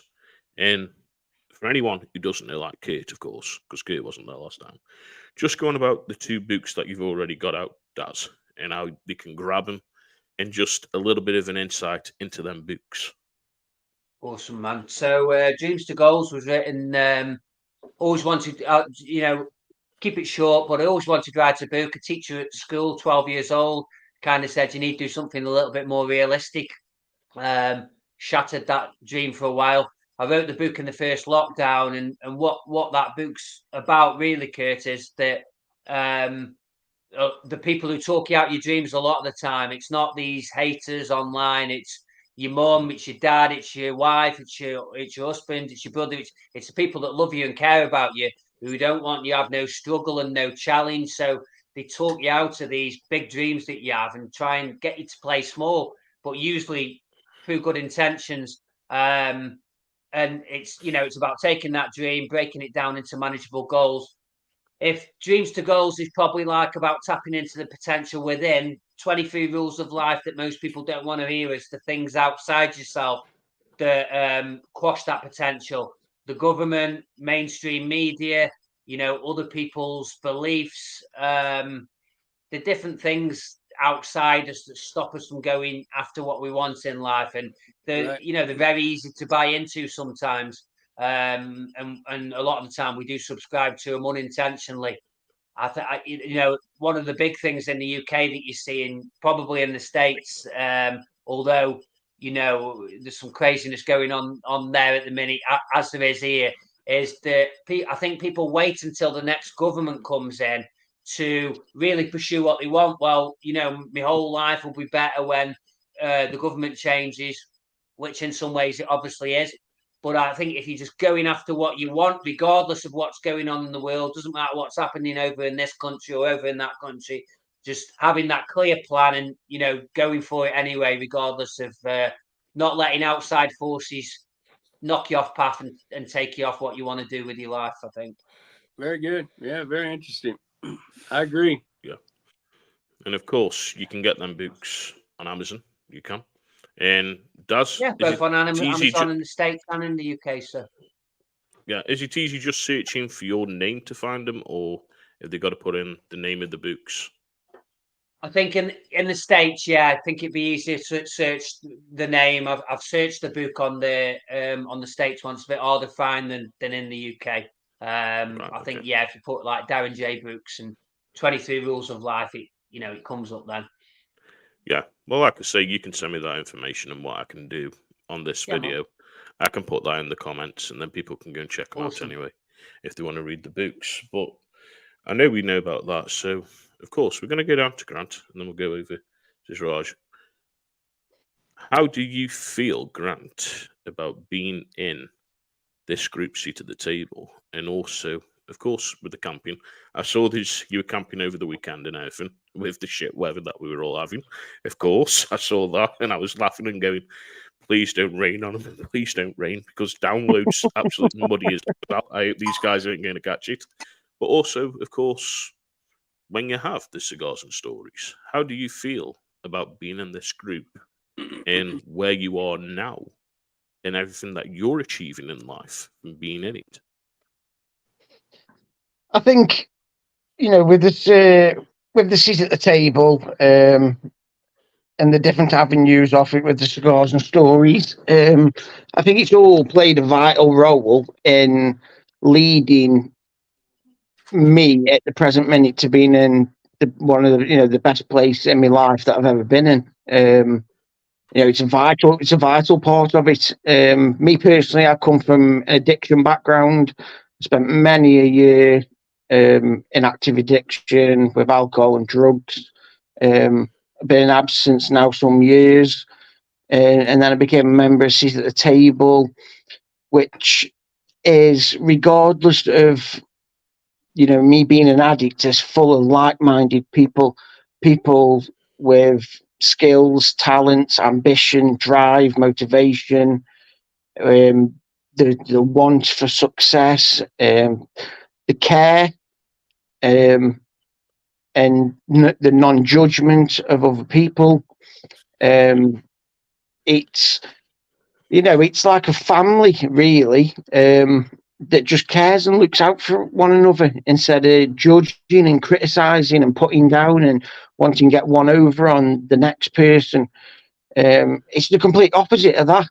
It's I've been part of the mastermind group since its inception, and I'm part of that because I want to be challenged. I want to be challenged and put out of my comfort zone so I can achieve the best of me. And we get set challenges and and push ourselves and look out for each other. It's an open area where we can discuss, and that leads into cigars and stories. It's an open area where we can sit and discuss, and the topics of conversation that we have, like, we can go in sometimes with like a theme, or we'll talk about this, talk about that, and you know what it's like when a bunch of guys get sat round together. Invariably it doesn't actually go down the paths that you set out, but it goes down amazing paths, and we have like some crazy in-depth conversations and get lost for hours, just talking, just sitting with your brothers around the fire, smoking a cigar, or not smoking a cigar, and you're just talking in depth about this, that, and then people start relating, and that's one of the biggest things. Just relating to another person, different circumstances, but we all experience the same feelings. And that's what it's about, man. I don't think there's nothing better in the world than sat around a fire or sat with your brothers, having a smoke or not, just having a chat. You can be rich or poor, and I don't think it gets much better than that. Absolutely. And of course, we'll go over to Suraj. How do you feel about this? And of course, you being a member of it, my brother. Yeah, it's really simple for me. It's a safe space and community, and something that I really needed over the last 12 months. Been having a bit of a hard time, and just to have that safe space with no pressure has just been epic. And I think it's great that it's one of those things that's got me out of the reality or my current environment as well, which is highly pressurized. So just to get out and speak to people and be a safe space, like Grant said, nobody's judging you, which it takes time sometimes to maybe open up to it. And I think sometimes I can't speak for all blokes, but we do kind of shy away from it or a bit scared of it because of the judgment side of things, because we do get judged a lot in society sometimes. So to have that space where you can say something and you're not going to get chastised for it, or just people think you're saying the wrong thing or take it wrong or whatever, it's you being able to be open enough in a safe space and not be judged, just to let it out. So that's how it's been for me so far. And it is like Grant said, if you're in a situation where you're in the growth zone and you want to get that side of things, you can get it. Or if you're in the place where I was, where I just needed a safe space to talk, I got that from it as well. It's kind of whatever you want to take from it, you get from it. Yeah, and then something, it sounds good, because like when we started the Cigar Loons, we were just a group of cigar smokers that were on TikTok. We were getting banned for either saying retard, because we used to call one another a retard. I know it's an horrible word. We don't mean nothing bad about it, so I will say that. We don't mean nothing horrible about it. It was just a joking word that we used to pass around. But then we were getting a ban for having a cigar. We were getting watched all the time on what we were talking about. Then we put stuff on TikTok, we get a ban, or we get it removed. So we said, look, let's try and find somewhere else. So we started, of course, Discord. And we all joined, talking on there. We went live on there. Then the idea came around the podcast, and we started the podcast. And it's a space for us to just get away from modern day life and just light a cigar up, have a chat.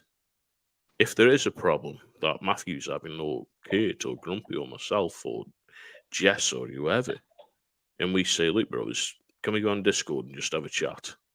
I can guarantee a lot of shit what I've been through this year, if it wasn't for these guys, I would have gone fucking insane. And I mean, I would have gone insane. Because it's all right chatting to your wife, your partner, your mum, your family.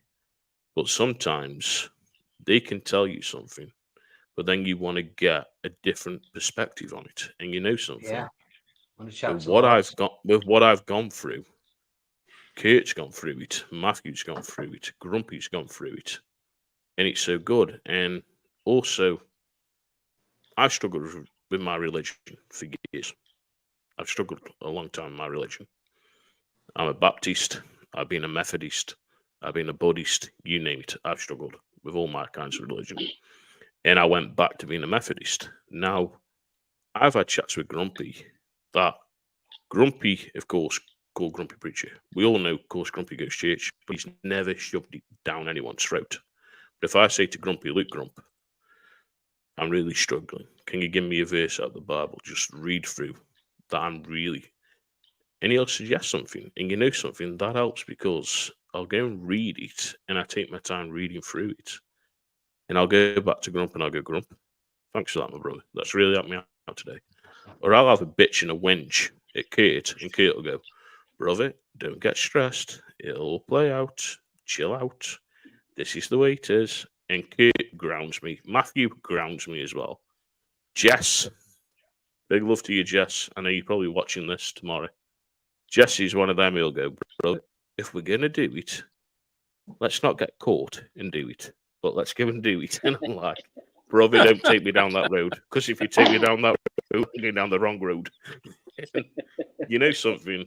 It's always been said, in a group of friends, you can guarantee who's going to be at your side. You've got that one person who's your confidant that you can tell everything to. You've got that one person who's going to fight in a war with you. You've got the other one that's going to sit and go, look, try it this way. And I've got that with these guys. Kurt will say, let's go this way. Jess, let's go and fuck shit up. Let's go do it. Grumpy, well, what if we do it this way, my brother? Or what if we do it that way? Matthew, I'm going, right, okay, my brother, let's not worry about it. And I'm so fortunate enough to have them guys and them being my brothers, and I love them dearly, I do. And it's great that you guys have been on tonight with us and shared your stories, shared, of course, about the table, what you're getting in cigars, and enjoying now the avenue of getting into cigars. And definitely does the next seat at the table, or the next, of course, event that you're having, Cigars and Stories, I'm going to have. So I will reach out to Awesome, you, and I will man. come. And it'd be great to meet up with you guys, have a cigar with you, talk to you guys about cigars and everything. Definitely. And by all means, our Discord for Cigar Loons is open. So by all means, come in. We don't judge on what you're smoking. So you can smoke cherry cigars if you want. You can smoke chocolate or banana cigars, whichever one you want. We won't judge. You're more than welcome to join. No. And that's the thing. And also does, what I want to say to you is a great big thank you for letting me post when we're going live with the podcast in Seat at the Table. Welcome, brother. So thank you, Welcome. my brother. And you know something? I've also got to say a big thank you to you, because out of all the neighbours in the street when I lived, you're the only one that stood there, chatted to me every day, made time to talk to me, and are a good friend. And I appreciate that from you. Wicked, man. Yeah, And we always had I a good wish- chat. Awesome. I wish you guys all the success in the world. And you know something? Carry on doing what you're doing. And you know something? We're all reaching our objects of what we want to do. And this is the thing with us. We're reaching them. There is negative people out there. There is people that want to steal your ideas. There's people that want to run with your ideas. They'll judge you. They'll try and cut you down. And you know something? I don't get why people are like that. I don't get why people want to rain on you for what you're doing. And you know something? Social media, as we know, is a horrible place, social media. And there's different things. And you know something?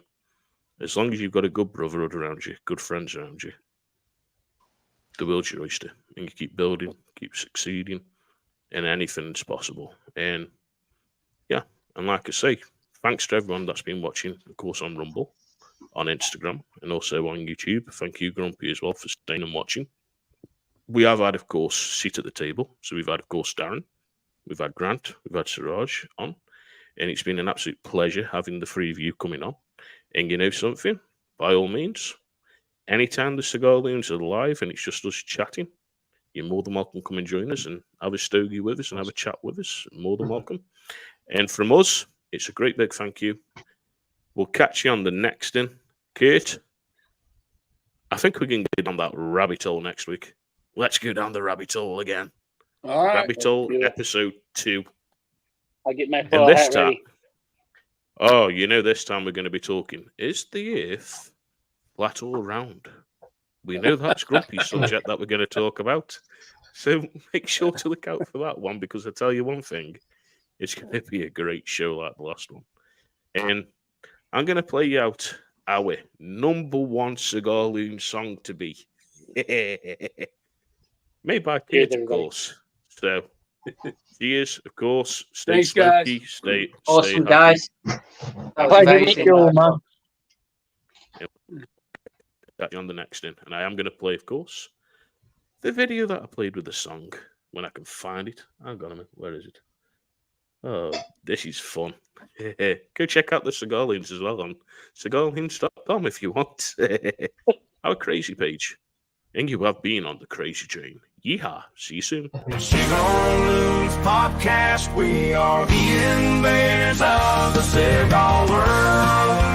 Cigar Kurt, the front porch cowboy. It's a ginger grizzly bear with a super palate. Cigar Loons invaders of the cigar world. Grumpy preacher, the conspiracy theory expert. Cigar Loons Podcast, come and join us. Vitola and proof expert on all things spirits. Tobacco G, Stitch director of special operations. Cigar Loons Podcast, we are the invaders of the cigar world. Cigar Kurt, the front porch cowboy. As a ginger grizzly bear with a super palate. Cigar Loons invaders of the cigar world.